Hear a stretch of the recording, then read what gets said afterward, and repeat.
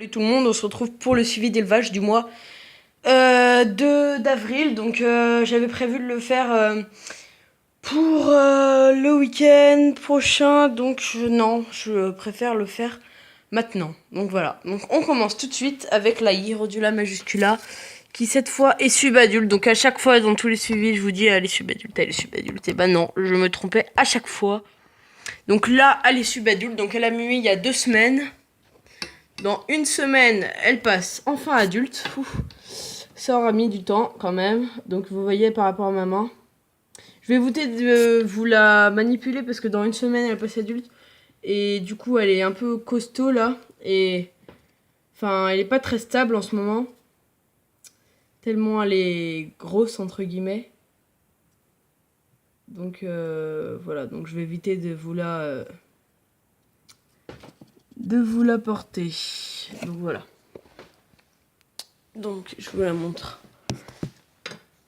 Voilà, ici. C'est bizarre parce qu'elle a pas les fourrés très gonflés, mais elle me paraît un peu molle. Bon, c'est peut-être à cause de son abdomen. Je verrai. Ensuite, du coup, on passe au mâle Hierodula majuscula, donc qui a mué une fois. Je crois que je vous l'avais montré en vidéo, je suis pas sûre. Bon, bah, je vous le dis si j'avais pas posté la vidéo. Donc voilà, il est anté-sub, donc ça posera pas de problème normalement pour l'accouplement, car la femelle, s'il n'y a pas de problème de mue, la femelle de toute façon est plus grande que le mâle. Donc voilà, normalement il n'y aura pas de problème d'accouplement.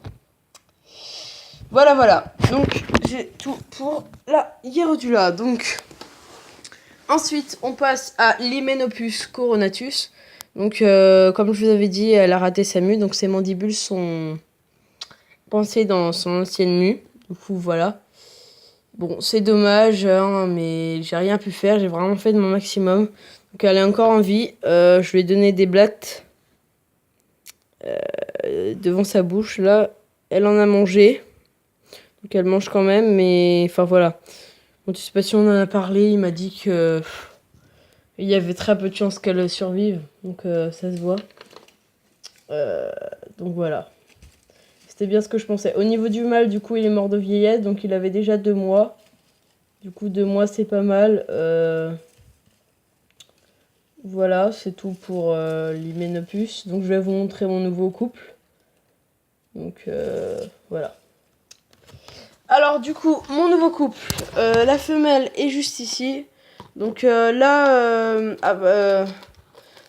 je la change de peau. Donc, je la mets dans le grand terra parce que de toute façon l'autre c'est mieux que celle qui soit abîmée entre guillemets. Donc malade aille dans ce petit pot. Donc voilà. Après, c'est pas non plus trop petit, mais voilà. Je vais quand même la changer, donc je mettrai dans le terrain ici à la place de l'Hymenopus. Donc voilà, donc elle a rosé des pattes depuis les dernières vidéos, si vous voyez, je sais pas. Donc voilà, donc très belle espèce. Hein, moi, j'abandonne jamais.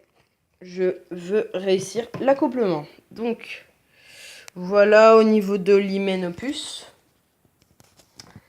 Ah non, attendez, je vais vous montrer le mâle du coup. Le mâle, je ne le chauffe pas, comparé à la femelle. Donc le mâle est juste là. Donc il est en T-sub, pareil que la femelle. Attendez, je vais vous le sortir. Voilà, donc petit mâle très speed. Hein. Voilà. Vous voyez par rapport à un doigt. Voilà, il a fait son petit saut, il est content. Voilà.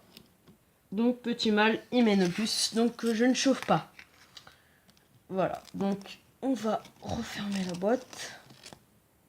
Et du coup, on va passer au Philocrania paradoxa. Donc voilà, donc je vais vous montrer juste mon mâle naturalisé. Donc il est juste ici. Voilà. Donc, ça fait après, je sais plus combien de temps il est mort. Ça fait à peu près, je sais plus quand. Je sais plus. Voilà. Donc ensuite, on passe à la Philocrania paradoxa. Donc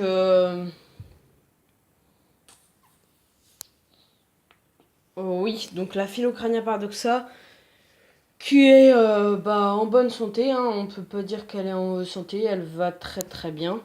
Bon, elle va bientôt muer dans à peu près une semaine. Bon, elle a pas non plus l'air d'être pressée, ses fourrés ailés ne sont pas non plus... vous voyez, ses fourrés ailés... Enfin, elle est subadulte. Ses fourrés ailés ne sont pas non plus énormes. Donc, je sais pas si ça va vraiment arriver dans une semaine, mais à mon avis, ouais, ce sera bien... Enfin, ce sera bien dans la semaine. Donc celle-là, elle va très bien, vous voyez. Hein. Voilà. Donc on va passer tout de suite au mâle. Donc le mâle qui est juste ici, il va très bien. Bon, lui, il est antésub, donc la femelle était subadulte. Lui, il est antésub.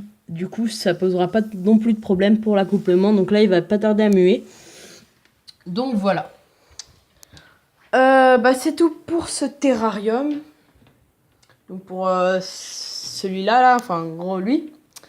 Donc du coup, on va passer tout de suite au Créowater SP. Donc mon mâle est passé adulte comme vous voyez. Donc attendez juste petite 2 secondes. Voilà. Donc mon mâle est passé adulte. Bien sûr, il va se mettre derrière. Donc il est juste ici. Donc très belle espèce. Bon, malheureusement, j'ai peur d'avoir le même problème que l'Hyménopus au niveau du décalage. En même temps, c'est le problème des menthe-fleurs. Voilà, donc il est ici. Oula! Donc il vole très bien. Hein, Voilà. Donc je vais vous montrer la femelle. À tout de suite. Donc voilà, on se retrouve avec la femelle donc, qui elle est antésub. Donc il faut savoir que c'est une espèce très très speed. Limite plus speed que l'Hyménopus. Hein, parce que là, comme vous voyez, elles font des bonds. Voilà, donc elle va pas tarder à muer pour passer subadulte. Je peux pas vous montrer ses fourrés ailés tellement elle est speed. Attendez, je vais essayer de vous la mettre un peu plus pas contre-jour. Je sais pas si vous voyez très bien.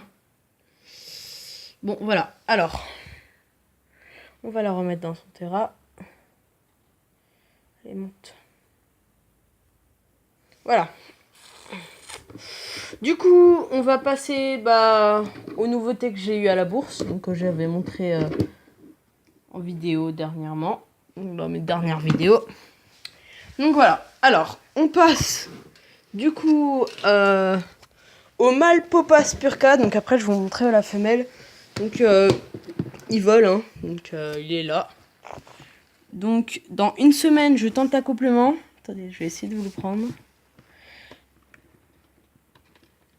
Donc, j'ai acheté un couple adulte. Hein. Je sais plus s'ils avaient des couples pas adultes. Mais moi, j'ai préféré acheter un couple adulte. Donc, je vais essayer de vous le montrer un peu mieux à la lumière. Qu'il aille pas se casser là-bas, par contre. Voilà, donc, petit mâle, ça va. Bon. Très, très speed.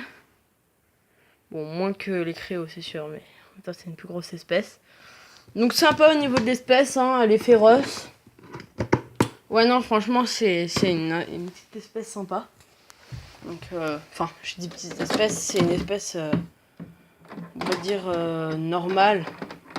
Ni trop grosse, ni trop... Non, ni trop grosse. Ni trop petite. Donc, on voit la Popa Spurca, donc, qui est dans son terrarium. Donc, je vais essayer de vous la sortir. Donc, 2 petites secondes, je reviens tout de suite. Donc, voilà la femelle.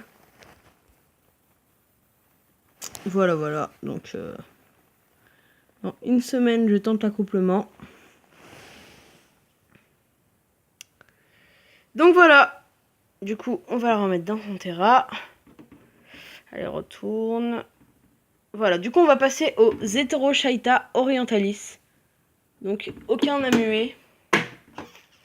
Arthropodia m'a redonné une femelle parce que la mienne avait... J'ai cru qu'elle avait un petit problème. Bon, elle a pas... Apparemment, finalement, elle n'a pas de problème. Mais bon, voilà. On n'est jamais trop sûr, ils nous ont dit. Et du coup, ils m'ont repassé une autre femelle, donc qui est juste ici. Du coup, c'était super sympa. Voilà, donc elles vont pas tarder à muer. Donc, voilà, au niveau des Heterochaeta orientalis, donc le mâle il est là. Bon, comme je vous ai dit, pas muet. Et la femelle, elle est là. Au niveau des Corosus morosus, je sais pas si ça se prononce comme ça, tant pis. Il y en a une qui est passée adulte, elle commence à pondre, du coup il y aura des dispos. Je sais pas si vous êtes intéressés, voilà. Donc les œufs, il y en a aucun qui a éclos. Allez, salut!